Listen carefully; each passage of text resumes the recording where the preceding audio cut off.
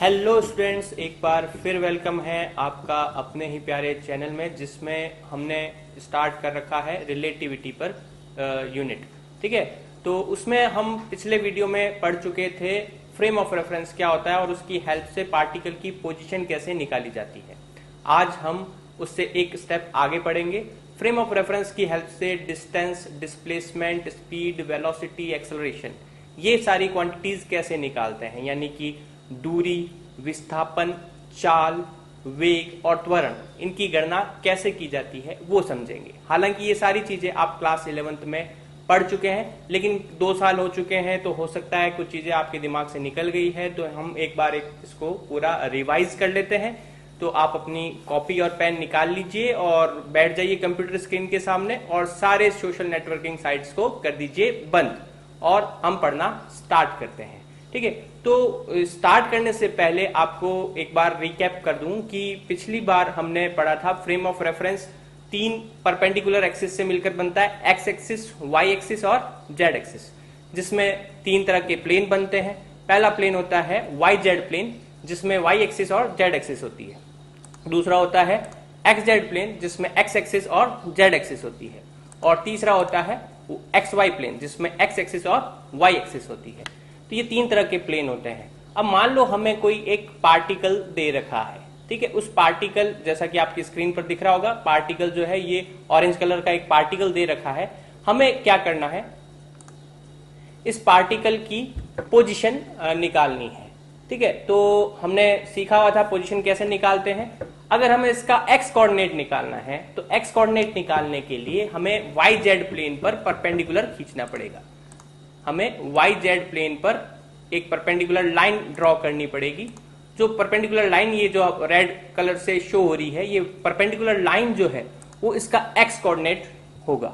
ठीक है, इसी तरह से अगर हमें इसका वाई कोऑर्डिनेट निकालना है तो वाई कोऑर्डिनेट निकालने के लिए, मतलब जो भी कोऑर्डिनेट निकालना होता है उसको छोड़कर जो एक्सिस बनती है, उनका जो प्लेन बनता है उस पर परपेंडिकुलर डालना होता है। तो वाई कोऑर्डिनेट अगर हमें निकालना है तो किस पर हमें परपेंडिकुलर डालना होगा, एक्स जेड प्लेन पर। तो एक्स जेड पर हम परपेंडिकुलर ड्रॉ करेंगे, वो परपेंडिकुलर जो है वो इसका वाई कोऑर्डिनेट हो जाएगा। इसी तरह से अगर हमें जेड कोऑर्डिनेट निकालना है तो किस पर परपेंडिकुलर डालना होगा, बिल्कुल सही, एक्स वाई प्लेन पर।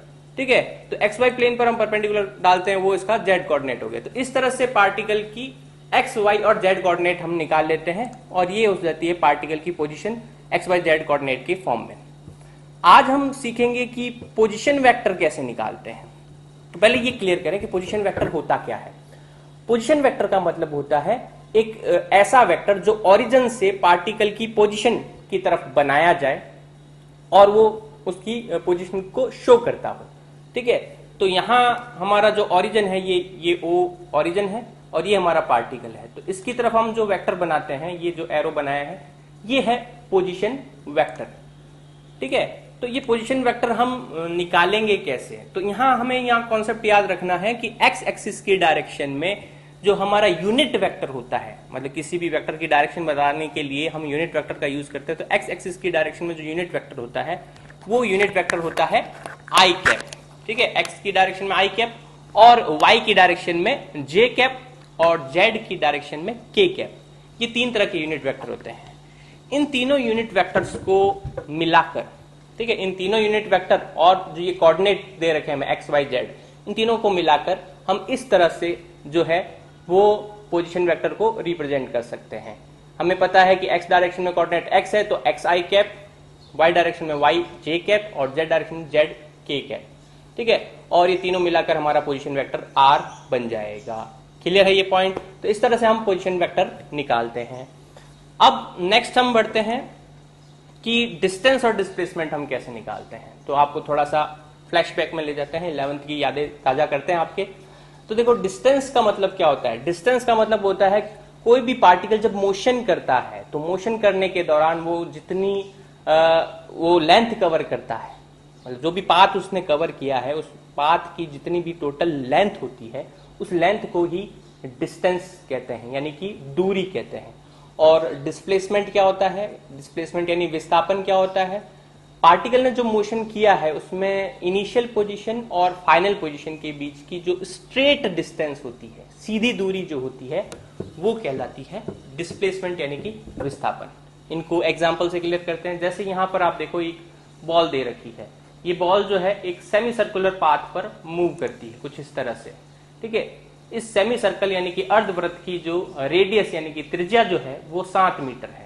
तो हमें इसकी डिस्टेंस और डिस्प्लेसमेंट कैलकुलेट करना है।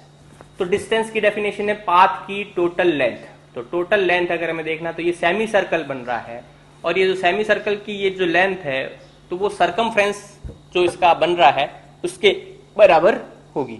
तो हमें पता है कि सर्कल का जो सरकमफ्रेंस होता है वो होता है 2 पाई आर। सर्कल का जो सरकमफ्रेंस होता है वो होता है 2 पाई आर, और उस पर जो पाई की वैल्यू होती है वो होती है 22/7 यानी 22/7। तो वो वैल्यू रखेंगे और इसको सॉल्व करेंगे तो ये यहाँ पर 2 पाई आर की बजाय यहाँ हम देखें तो क्योंकि ये सेमी सर्कल है तो जो वैल्यू होगी वो पाई आर हो जाएगी। वैल्यू रखने पर हमारे पास रिजल्ट आएगा 22/7 इंटू 7 से 7 कट गया और हमारे पास रिजल्ट आ गया 22 मीटर। यानी कि जो ये पार्टिकल ने डिस्टेंस कवर की वो 22 मीटर है। इसी तरह से अगर हम इसकी डिस्प्लेसमेंट देखें तो इनिशियल पॉइंट और फाइनल पॉइंट के बीच की जो स्ट्रेट हम लाइन ड्रॉ करते हैं तो हम देखते हैं कि वो डायमीटर के बराबर में होगी। क्योंकि रेडियस 7 मीटर है तो डायमीटर हो जाएगा 14 मीटर। तो इसका जो डिस्प्लेसमेंट होगा वो 14 मीटर होगा। तो डिस्प्लेसमेंट हुआ 14 मीटर जबकि डिस्टेंस हुआ 22 मीटर। ये एक एग्जाम्पल था। दूसरा एक एग्जाम्पल देखते हैं। ये एक आदमी है जो एक पेड़ की तरफ दौड़ता है, फिर उसके बाद में पेड़ पर ऊपर चढ़ जाता है, ठीक है। तो ये आगे की तरफ इसने डिस्टेंस जो कवर की, सीधा सीधा जो चला ये, वो मान लो ये चला 3 मीटर चला, ठीक है। और फिर उसके बाद में पेड़ पर चढ़ गया 4 मीटर ऊंचाई पेड़ पर इसने कवर की, ठीक है। तो टोटल अगर डिस्टेंस की बात करें तो डिस्टेंस आप देखो पाथ की टोटल लेंथ होती है तो 3 मीटर पहले कवर किया, फिर 4 मीटर बाद में कवर किया। तो 3 और 4 कवर करने पर टोटल हो गई 7 मीटर। 7 मीटर इसकी डिस्टेंस हो गई। लेकिन अगर हम डिस्प्लेसमेंट देखें डेफिनेशन के अकॉर्डिंग तो इनिशियल पॉइंट और फाइनल पॉइंट के बीच की स्ट्रेट डिस्टेंस डिस्प्लेसमेंट होती है। तो स्ट्रेट डिस्टेंस अगर आप देखेंगे तो यहां पर आपको क्लियरली दिख रहा होगा कि यहां एक जो है वो राइट एंगल ट्राइंगल बन रहा है, यानी कि समकोण त्रिभुज बन रहा है। तो पाइथागोरस थ्योरम से इजीली आप निकाल सकते हैं कि जो इसका डिस्प्लेसमेंट होगा वो 5 मीटर होगा, ठीक है। तो यहां पर आपको डिस्टेंस और डिस्प्लेसमेंट क्लियर हो गया होगा। अब देखो एक और एग्जांपल देखते हैं। मान लो ये क्रिकेट पिच दे रखी है, आपके पीछे की स्क्रीन पर आपको दिख रही होगी क्रिकेट पिच। इस स्क्रीन पे एक खिलाड़ी जो है वो विकेटों के बीच में दौड़ लगाता है, तो उसने 2 रन कंप्लीट किए। अब जो इसकी जो लेंथ है, इस पिच की जो लेंथ है वो लगभग होती है 20 मीटर के करीब 20 मीटर की लेंथ होती है। तो अगर हमें डिस्टेंस निकालना हो उसका टोटल, तो ये पहले आगे था, यहां से दौड़ना स्टार्ट किया, इधर गया, 20 मीटर डिस्टेंस कवर की, फिर वापस आया, 20 मीटर डिस्टेंस कवर की। तो यहां डिस्टेंस जो पाथ की जो टोटल लेंथ है वो 40 मीटर हो जाएगी। लेकिन डिस्प्लेसमेंट की बात करें तो जहां से इसने दौड़ना स्टार्ट किया था घूम फिर कर वापस वहीं का वहीं लौट आया। तो इनिशियल पॉइंट भी वही है और फाइनल पॉइंट भी वही है, यानी कि डिस्प्लेसमेंट हो जाएगा 0, ठीक है। तो इस तरह से डिस्प्लेसमेंट आएगा 0 और डिस्टेंस आएगा 40 मीटर। अब नेक्स्ट अपने देखते हैं कि हम डिस्प्लेसमेंट को जो है वो पोजीशन वेक्टर की हेल्प से कैसे कैलकुलेट करेंगे। तो यहां पर हम एक और एग्जांपल कंसीडर करते हैं। एक बॉल है और ये आपका जो है वो दे रखा है फ्रेम ऑफ रेफरेंस। अब देखें कि ये बॉल मूव कर रही है, ठीक है। मान लो ये बॉल किसी इनिशियल पॉइंट ए से बी की तरफ मूव करी, ठीक है। तो कितना इसने डिस्प्लेसमेंट कवर किया। तो डिस्प्लेसमेंट की डेफिनेशन के अकॉर्डिंग सीधा इनके बीच की जो स्ट्रेट डिस्टेंस है वो ही डिस्प्लेसमेंट होगा। तो वो कैसे निकालेंगे। तो देखो बॉल की जो इनिशियल पोजीशन थी ओरिजिन के रेस्पेक्ट में उसको पोजीशन वेक्टर से रिप्रेजेंट करते हैं। ये पोजीशन वेक्टर हो गया R1, ठीक है। इसी तरह से ये दूसरा जो पोजीशन वेक्टर है, मतलब जो सेकंड पोजीशन आई बॉल की, इसका जो पोजीशन हो गया वो हो गया R2, ठीक है। और इनके बीच की ये जो है वो स्ट्रेट डिस्टेंस हो गई। अब आपको यहां पर एक ट्राइंगल दिख रहा होगा, ठीक है। ये ट्राइंगल में अगर हम ट्राइंगल लॉ लगाएं वेक्टर एडिशन के लिए, ट्राइंगल लॉ, ये आपको 3 वेक्टर नजर आ रहे होंगे सीधे सीधे तौर पर। तो वेक्टर को जोड़ने के लिए, सदिशों को जोड़ने के लिए त्रिभुज नियम का यूज होता है। वो नियम क्या कहता है कि अगर दो सदिश एक ही क्रम में हो, त्रिभुज की दो भुजाओं से निरूपित किए जाए, मतलब अगर दो वेक्टर एक ही ऑर्डर में है और ट्राइंगल की दो साइड से रिप्रेजेंट किया जाए। यहाँ ऑर्डर का क्या मतलब हो रहा है कि पहला वेक्टर जहां खत्म हो रहा है दूसरा वहां से स्टार्ट हो रहा है, तो ये जो दो वेक्टर है वो एक ही ऑर्डर में है। तो जो अपोजिट ऑर्डर वाली जो तीसरी साइड होगी ट्राइंगल की, मतलब जो विपरीत क्रम वाली तीसरी भुजा जो होगी, जो कि ये आपको शो हो रही है, ठीक है, विपरीत क्रम वाली जो तीसरी भुजा है वो दोनों वेक्टर के एडिशन को रिप्रेजेंट करती है। तो ये वेक्टर और ये वेक्टर दोनों एक ही ऑर्डर में है और ये वेक्टर अपोजिट ऑर्डर में है। तो अपोजिट ऑर्डर वाला वेक्टर जो है वो इन दोनों के सम को रिप्रेजेंट करेगा। तो ये वेक्टर हो गया मान लो R1, ये R2 और ये R12, ठीक है। तो यहां ट्रायंगल लॉ लगाते हैं और उससे कैलकुलेशन करते हैं। तो R1 plus R12 equals to R2। इससे R12 की वैल्यू क्या आएगी? R12 आ जाएगा R2 माइनस R1। क्लियर है ये? तो इस तरह से हमने जो है वो निकाल लिया कि डिस्प्लेसमेंट अगर हमें निकालना है in terms of position vector तो सीधा R2 माइनस R1, मतलब फाइनल पोजीशन में से इनिशियल पोजीशन को सब्सट्रैक्ट कर देंगे, ठीक है। कुछ एग्जांपल देखते हैं। जैसे मान लो ये बॉल जो है पहले ओरिजिन पे थी, अब ये थोड़ा मूवमेंट कर रही है, मूवमेंट करके ये यहां आ गई, ठीक है। मान लो ये जो आपको क्यूबिकल बॉक्स दे रखा है इसकी जो लेंथ है वो 3 मीटर है। मान लिया इसकी जो साइड की जो लेंथ है ये एक घन है जिसकी भुजा की लंबाई 3 मीटर है। तो प्रारंभिक स्थिति थी ओरिजिन यानी कि मूल बिंदु और अंतिम स्थिति यहां पर आपको डायग्राम में शो हो रही है। तो हमें इसका डिस्प्लेसमेंट निकालना है। तो पहले ये पोजीशन लिखते हैं। तो ओरिजिन की पोजीशन वेक्टर हो जाएगा 0। इसका पोजीशन वेक्टर बनाते हैं। तो इसका पोजीशन वेक्टर कैसे बनाएंगे? इसका x कोऑर्डिनेट कितना हुआ 3, y कोऑर्डिनेट कितना हुआ 0, z कोऑर्डिनेट कितना हुआ 0। तो यहाँ इसका जो कोऑर्डिनेट्स बने 3, 0, 0, ठीक है। समझ में आ रहा है ना कैसे? ये x कोऑर्डिनेट निकालने के लिए yz पर परपेंडिकुलर और y कोऑर्डिनेट निकालने के लिए xz पर परपेंडिकुलर और z कोऑर्डिनेट निकालने के लिए xy पर परपेंडिकुलर। उससे हमने ये इसके कोऑर्डिनेट्स निकाले। अब पोजीशन वेक्टर हमारा कैसे बनेगा? 3i cap. इसका पोजीशन वेक्टर क्या बनेगा? 3i cap. तो R1 था 0 और R2 है 3i कैप। तो R12 यानी कि डिस्प्लेसमेंट जो है फाइनल माइनस इनिशियल, तो R2 माइनस R1 करेंगे, R12 निकालेंगे और वो आया 3i कैप, ठीक है। तो इस तरह से इसका डिस्प्लेसमेंट निकल गया। हम एक और एग्जांपल लेते हैं। मान लो ये एक और कोई बॉल है जो कि क्यूब के इस कॉर्नर पर पड़ी है, ठीक है। ये इसकी इनिशियल पोजीशन है बॉल की। इसके अगर हमें कोऑर्डिनेट निकालने हैं तो कोऑर्डिनेट हम इजीली निकाल सकते हैं। ये इसका x कोऑर्डिनेट हो जाएगा, परपेंडिकुलर डालें, ये इसका y कोऑर्डिनेट हो जाएगा और ये इसका z कोऑर्डिनेट हो जाएगा। ये तीनों ही क्या है? क्यूब की 3 साइड है। तो इसके कोऑर्डिनेट हो जाएंगे 3, 3, 3। तो इसका पोजीशन वेक्टर क्या बन जाएगा? इसका पोजीशन वेक्टर बन जाएगा 3i cap plus 3j cap plus 3k cap. ये इसका पोजीशन वेक्टर बन जाएगा। क्लियर है? अब ये इसका पोजीशन वेक्टर है। अब इसमें मूवमेंट कराते हैं। ये मूवमेंट करके इधर आ गया, ठीक है। ये इसकी फाइनल पोजीशन हो गई। फाइनल पोजीशन में देखें तो आप देखें इसका x कोऑर्डिनेट हो गया 0, ठीक है। y कोऑर्डिनेट इसका देखें तो 3, z कोऑर्डिनेट भी हो गया 0। तो 0, 3, 0 ये हो गया, ठीक है। अब ये इसका जो पोजीशन वेक्टर बनेगा वो बनेगा 3j कैप।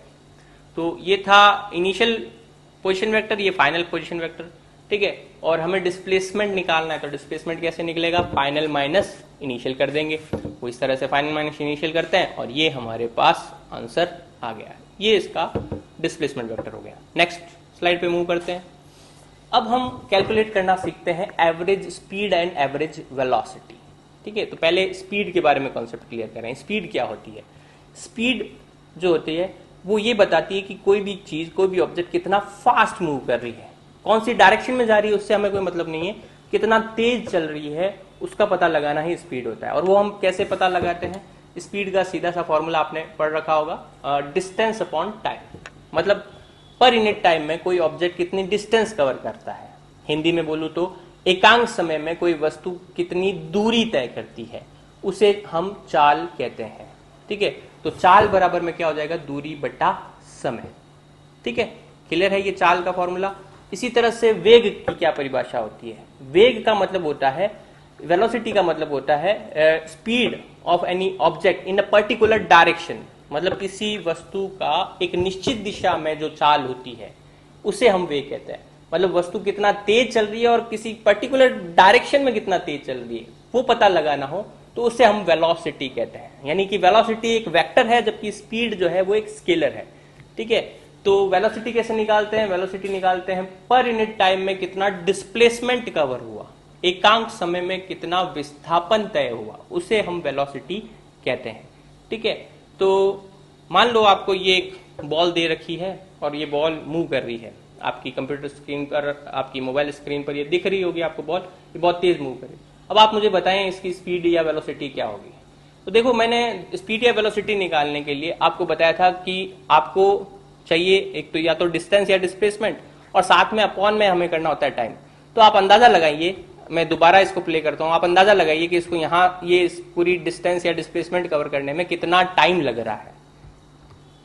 मैं 2-3 बार करता हूं, क्या आप अंदाजा लगा पा रहे हैं? नहीं, क्योंकि ये बहुत फास्ट हो रहा है। तो टाइम का अंदाजा हम कैसे लगाते हैं? टाइम का अंदाजा लगाने के लिए हमें अलग अलग जो है वो टूल्स यूज करने पड़ते हैं।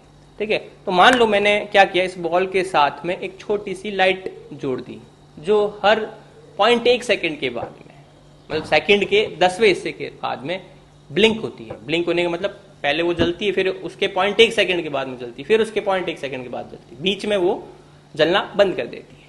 और फिर बॉल के साथ मैंने उसको कनेक्ट कर दिया और उसकी मैं एक पिक्चर ले रहा हूं। ठीक है, और वो पिक्चर लेने पर वो पिक्चर कुछ इस तरह से आई।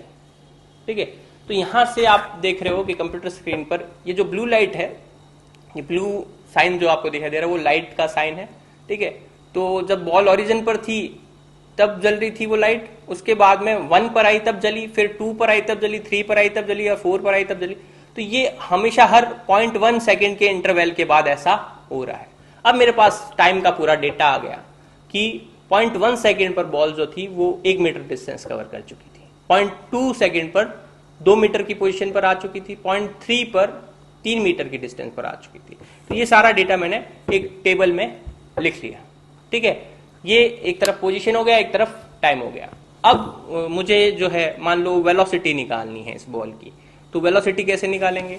वेलोसिटी जो है मान लो मेरे को देखना है कि पहले 2 सेकंड में इसकी क्या वेलोसिटी थी। ठीक है, तो पहले 2 सेकंड में इसने कितनी पोजीशन में इसका कितना चेंज आया, पहले 0 थी पोजीशन फिर 2 आया, तो पोजीशन में चेंज यानी डिस्प्लेसमेंट कितना हुआ, 2 का जो है वो चेंज आया। और कितने टाइम में हुआ, 0.2 सेकंड में हुआ। तो 2/0.2 करेंगे, रिजल्ट निकालेंगे, हमारे पास आएगा 10 मीटर पर सेकंड। यानी इस बॉल की जो वेलोसिटी है वो 10 मीटर पर सेकंड है। ठीक है, इसी तरह से अगर हमें स्पीड भी निकालनी हो तो स्पीड भी हम देख सकते हैं, क्योंकि ये स्ट्रेट लाइन में जा रही है, बिना मुड़े सीधा सीधा एक ही डायरेक्शन में जा रही है, तो डिस्टेंस और डिस्प्लेसमेंट दोनों सेम आ रहे हैं, तो स्पीड और वेलोसिटी भी सेम आएगी। ठीक है, तो जैसे हम 2 सेकंड में इसकी स्पीड देखें तो 2 सेकंड में आप देखें कि इसने डिस्टेंस तो 0.2 मीटर ही कवर की है, तो 0.2/2 करेंगे तो वो भी 10 मीटर पर सेकंड ही आएगी। तो यहाँ इस केस में स्पीड और वेलोसिटी सेम आ रही है। अब अपने थोड़ा सा एक डिफरेंट केस देखते हैं।